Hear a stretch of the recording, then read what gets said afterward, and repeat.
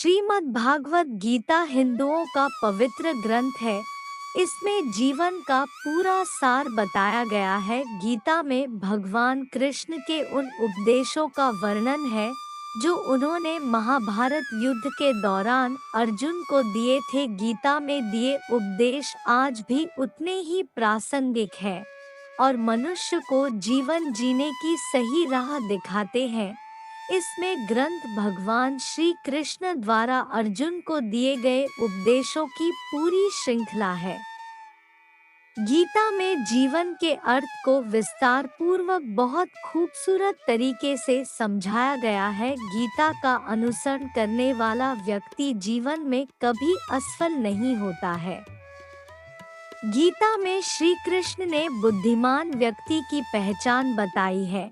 गीता में श्री कृष्ण ने कहा है कि समय कभी एक जैसा नहीं रहता है, यह हमेशा ही बदलता रहता है।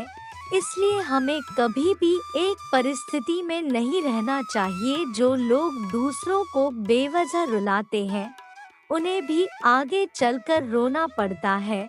जो लोग दूसरों को दुख देते हैं, उन्हें भी अपने जीवन में आगे चलकर दुख भोगना पड़ता है।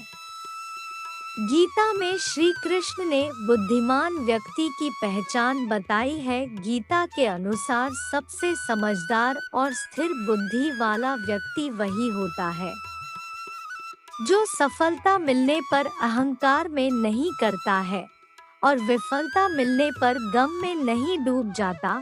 श्री कृष्ण कहते हैं कि केवल डरपोक और कमजोर लोग ही चीजों को भाग्य पर छोड़ते हैं। वहीं जो लोग मजबूत और खुद पर भरोसा करने वाले होते हैं, वे कभी भी नियति या भाग्य पर निर्भर नहीं रहते हैं। गीता के अनुसार कभी भी सिर्फ दिखावे के लिए अच्छा नहीं बनना चाहिए, क्योंकि परमात्मा से कुछ भी नहीं छिपा है। वो आपको बाहर से नहीं बल्कि भीतर से भी जानता है। इसलिए कोई भी बदलाव पूरी तरह से स्वयं के लिए होना चाहिए। श्री कृष्ण के कहते हैं कि आप खुश हैं या दुखी, यह दोनों आपके विचारों पर निर्भर है। अगर आप प्रसन्न रहना चाहते हैं तो आप हर हाल में प्रसन्न ही रहेंगे, लेकिन अगर आप बार बार नकारात्मक विचार लाएंगे तो आप दुखी ही होंगे। विचार ही हर व्यक्ति का शत्रु और मित्र होता है।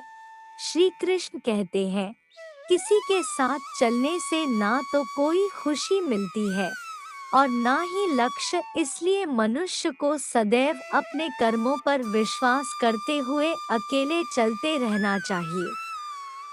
गीता में श्री कृष्ण ने कर्मयोग, भक्तियोग और ज्ञानयोग को ही कल्याण का प्रमुख साधन बताया है। कर्म के प्रवाह से संबंध का टूट जाना ही जीवन का लक्ष्य है और यह लक्ष्य उपर्युक्त तीनों मार्गों से प्राप्त हो सकता है।